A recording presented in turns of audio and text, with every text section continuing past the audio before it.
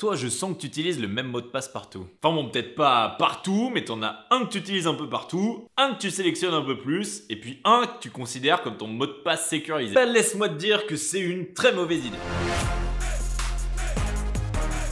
Ah, les mots de passe, c'est pénible hein. On crée un compte, que ce soit au boulot ou pour soi-même, à chaque fois qu'on s'inscrit quelque part sur internet, c'est toujours la même chose. Je mets quoi comme mot de passe? Et alors là, il y a plusieurs camps. Il y a les chanceux qui ont choisi un mot de passe qu'ils mettent partout, mais qui est assez compliqué pour que ça passe vraiment partout. Puis il y a les malchanceux qui ont un mot de passe qui est pas souvent assez sécurisé pour le site en question. Alors là, en général, qu'est-ce que tu fais? Bah, tu rajoutes un point d'exclamation à la fin de ton mot, tu mets un 1 au milieu, ou tu mets un dièse à la fin. Et puis bon, une majuscule au début, parce que vu que le site demande de mettre des majuscules, faut bien la mettre quelque part. Et là, ces gens-là, ils sont paumés à chaque fois qu'ils veulent accéder à leur compte sur un site, parce qu'ils savent pas quelle version de leur mot de passe ils ont utilisé pour le site en question. Mais bon, toi, t'as ta petite technique pour changer de mot de passe à chaque fois, où tu changes une lettre ou un chiffre. Et bah laisse-moi dire que c'est une technique pourrie. Tu te croyais plus intelligent que tout le monde en faisant ça? Eh bah non. Non.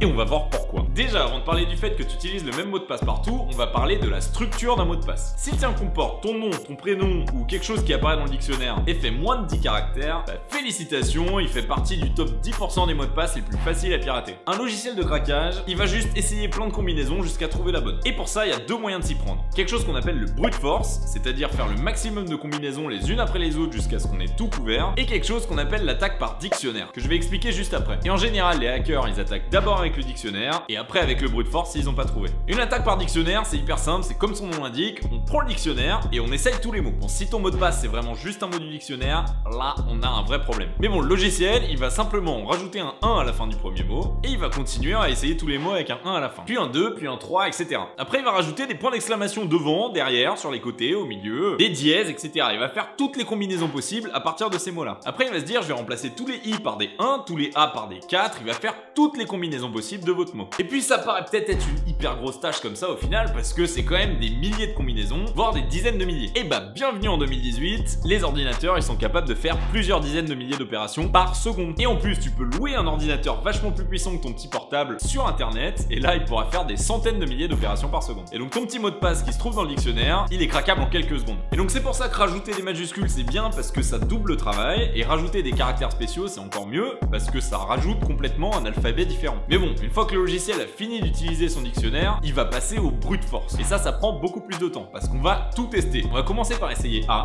puis B, puis C jusqu'à la fin de l'alphabet, puis AA, puis AB, puis AC, puis AAA, puis AAB, puis blablabla, etc.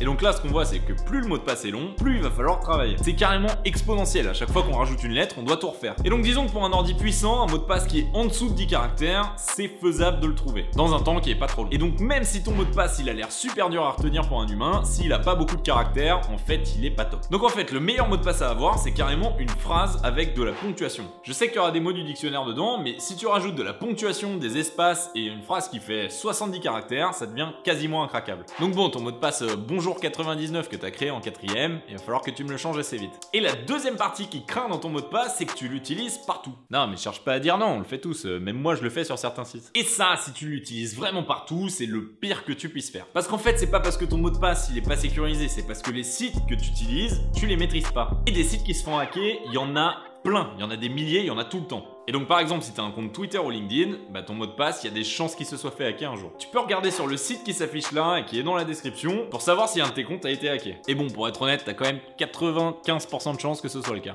Et donc c'est là que ton mot de passe que tu utilises partout, il craint un max. Parce que si des hackers l'ont trouvé sur Twitter et LinkedIn quand ils ont hacké leur base de données, bah après ils peuvent accéder à ton email. Et à partir de ton email, en fait, ils peuvent récupérer tous tes mots de passe de tous tes comptes. Ils peuvent se faire passer pour toi. Donc j'espère vraiment que tu utilises pas le même mot de passe pour ta banque. Et donc la solution à ça s'appelle un gestionnaire de mots de passe. En gros, c'est un logiciel que tu installes sur ton ordinateur et qui te permet de générer des mots de passe aléatoires à chaque fois que tu t'inscris quelque part. Et donc comme ça, t'as plus besoin de savoir quel est ton mot de passe et tous tes mots de passe sont uniques et forts. Et donc par contre, ce gestionnaire de mots de passe, il est géré par un plus gros mot de passe qui va gérer tous les autres. Et ce mot de passe là, t'as intérêt à ce qu'il soit complètement fort, donc une phrase assez longue, et surtout que tu l'utilises absolument nulle part ailleurs et que tu t'en souviennes. Parce que le truc, c'est que c'est tellement crypté qu'en fait, c'est irrécupérable si tu le perds. Donc voilà, s'il y a une chose à retenir de cette vidéo, c'est installe un gestionnaire de mots de passe. Allez, like la vidéo et abonne-toi à la chaîne si c'est pas déjà le cas. Et moi, je vais aller hacker ton bonjour 99. A plus!